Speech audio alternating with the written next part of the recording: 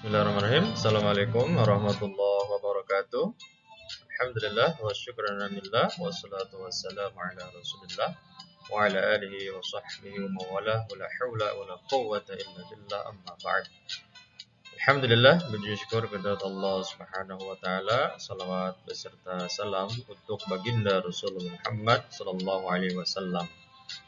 Perkenalkan, saya Dadang Faris PDI, calon guru penggerak angkatan 7 dari SMA Negeri 1 Ciawi, Kabupaten Bogor.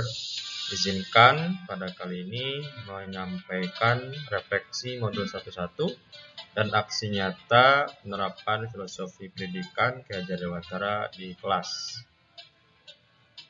Untuk refleksinya, apa yang dirasakan selama melakukan perubahan di kelas?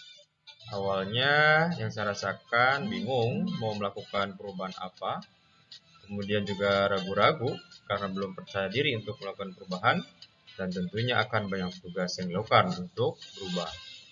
Namun seiring berjalannya waktu dan juga pembelajaran yang telah diikuti di modul 11, akhirnya saya merasa sudah jelas harus melakukan perubahan yang kontekstual terhadap siswa.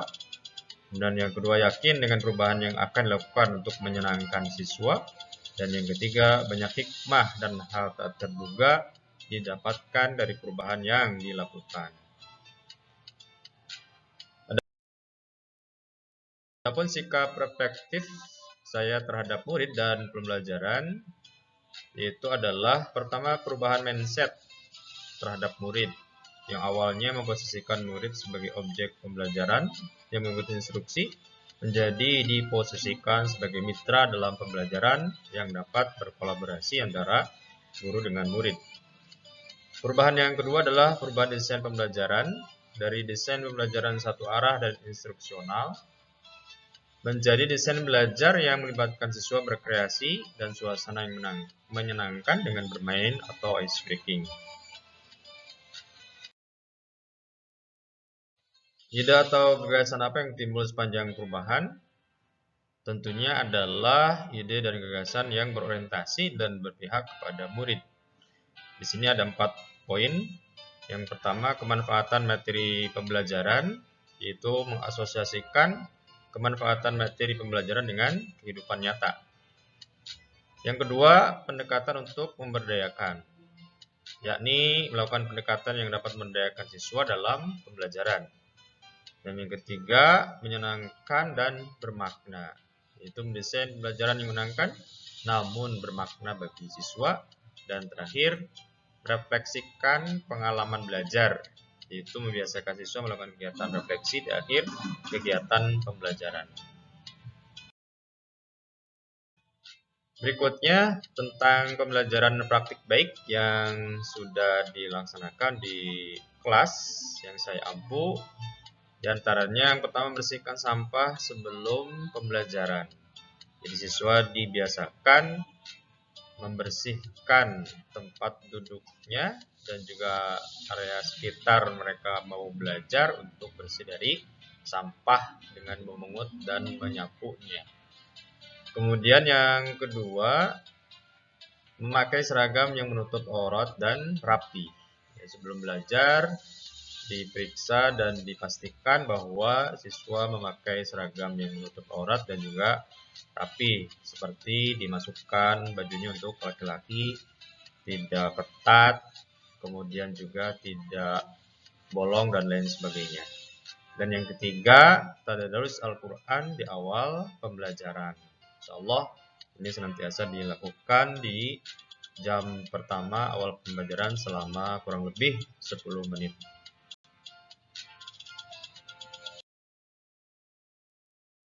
Kemudian untuk pengalaman praktik baik, yaitu yang saya lakukan terhadap murid, membimbing murid sesuai kemampuannya.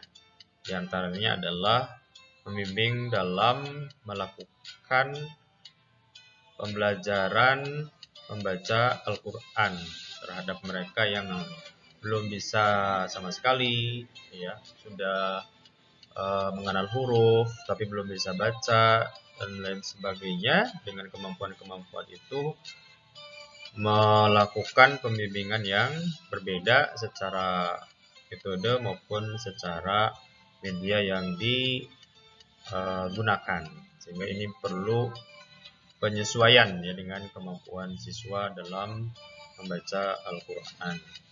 Yang kedua adalah kolaborasi sekolah dengan orang tua murid.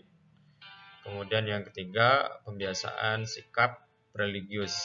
Di antaranya adalah melaksanakan sholat duha, membaca yasin atau tadarus Al-Quran, dan juga zikir serta tausiah pada hari Jumat pagi sebelum melakukan pembelajaran.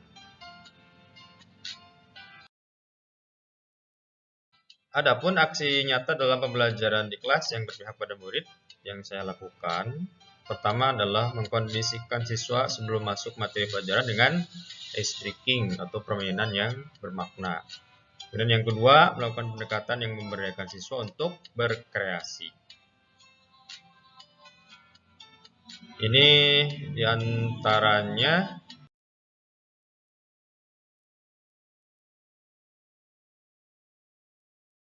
yang saya lakukan untuk aksi nyata tersebut tentu adalah harus adanya perencanaan. Yaitu yang dilakukan dalam perencanaan ini adalah koordinasi dengan kepala sekolah dan juga rekan-rekan guru tentang apa yang akan dilakukan di kelas dalam konteks perubahan yang berpihak pada murid. Kemudian yang kedua, setelah berkoordinasi, kemudian mensosialisasikan kepada rekan sejawat terhadap pembelajaran yang berpihak kepada murid. Kemudian persiapan teknis pelaksanaan, ya, desain dan seterusnya. Kemudian yang terakhir meminta masukan dari rekan guru dan juga siswa dalam melakukan kegiatan terhadap yang sudah dipersiapkan.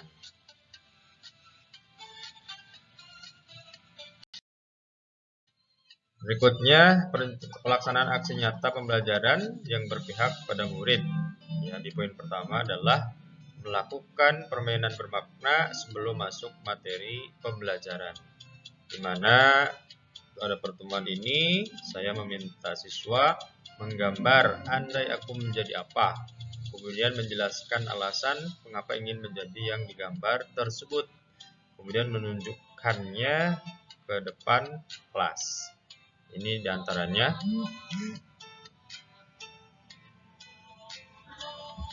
Waalaikumsalam.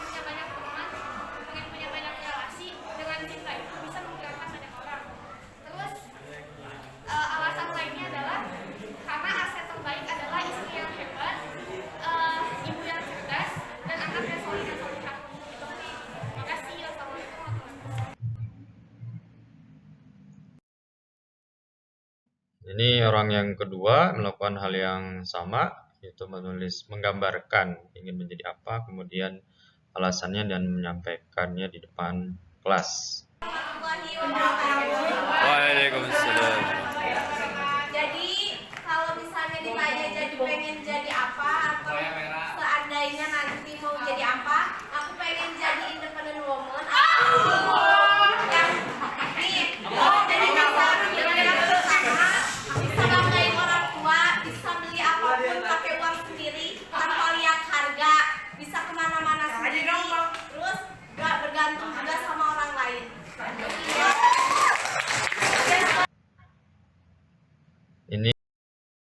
Ini berikutnya perwakilan siswa yang ketiga yang menyampaikan hal yang sama, yaitu menggambar apa yang ingin menjadi apa, kemudian alasannya apa, dan menyampaikannya di depan kelas. Impian saya mau jadi karena impian saya semenjak adanya COVID agar banyak jadi apa?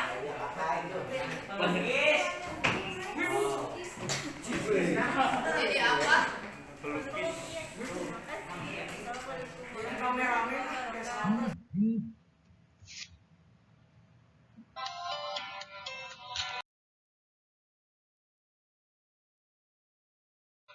Ya, untuk pelaksanaan aksi nyata pembelajaran yang berpihak kepada murid, yang kedua yang saya lakukan adalah melakukan pendekatan yang memberdayakan siswa untuk berkreasi.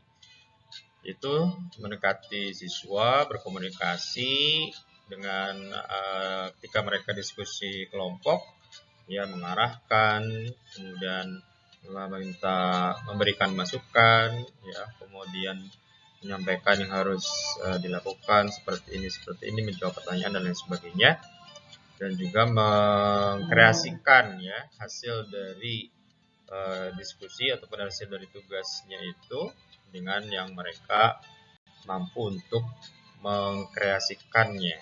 Itu bisa berbentuk mind mapping dan lain sebagainya. Ini setelah berdiskusi ya dengan melakukan pendekatan yang memberdayakan siswa untuk berkreasi itu, apa hasil diskusinya? Mereka mempresentasikannya, kemudian mendapatkan tanggapan dari kelompok lain yang tidak melakukan presentasi dengan hasil diskusinya yang dikreasikan dengan berbagai macam bentuk. Di antaranya juga ini mind mapping, yaitu beraneka ragam warna dan sebagainya.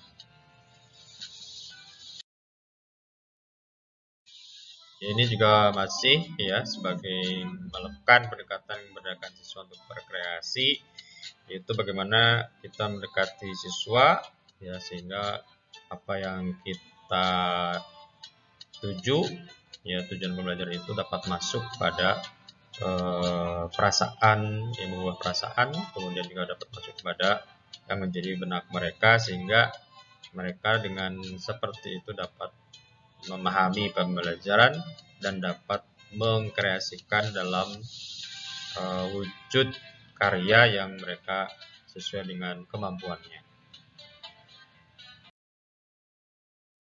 Kemudian ini ada testimoni dari teman sejawat saya terkait dengan apa yang saya lakukan, perubahan di kelas yang disampaikan oleh Bapak Edgar Malik MPD, Guru Bahasa Indonesia SMA Negeri 1 Ciawi, Kabupaten Bogor. Bapak Dadang mantap, luar biasa. Di kelas sudah mulai menerapkan falsafah Ki Hajar Dewantara dalam hal pendidikan, memperhatikan betul apa yang menjadi kebutuhan siswa. Mantap, sukses terus untuk Pak Ustadz Dadang. Ya, terima kasih Pak Edgar Malik atas testimoni dan apresiasinya. Mudah-mudahan apa yang disampaikan sesuai dengan yang diharapkan. Dan ini testimoni dari perwakilan siswa, yaitu Nurul Nisa, siswi 91 Ciawi, Kabupaten Bogor, kelas 19. Ini yang saya kutip dari pesan melalui WhatsApp yang disampaikan.